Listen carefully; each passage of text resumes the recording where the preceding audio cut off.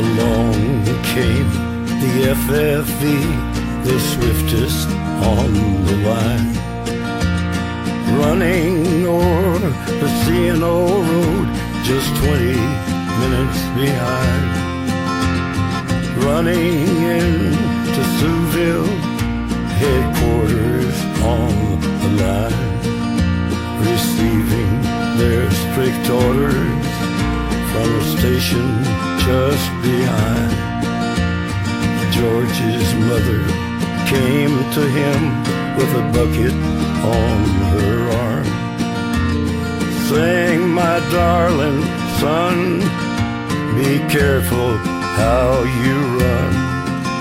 For many a man has lost his life trying to make lost time.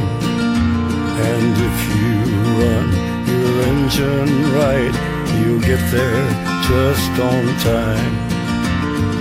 Up the road he darted, against the rocks he crushed.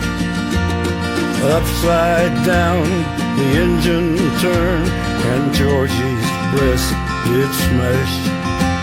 His head was against the firebox door, the flames were rolling high.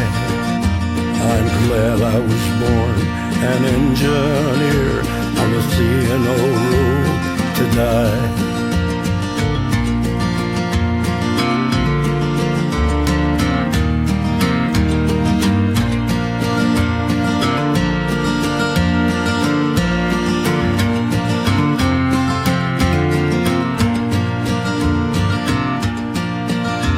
The doctor said to Georgie, "My darling boy, be still.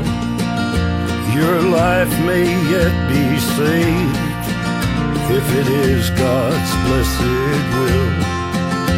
"Oh no," said George, "that will not do. I want to die so free. I want to die for the engine I love, 143.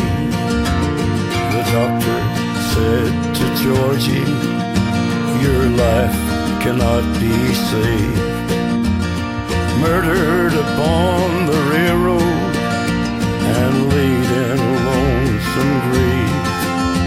His face was covered up with blood, his eyes they could not see. And the very last words poor Georgie said was, 'Nearer, my God, to thee.'"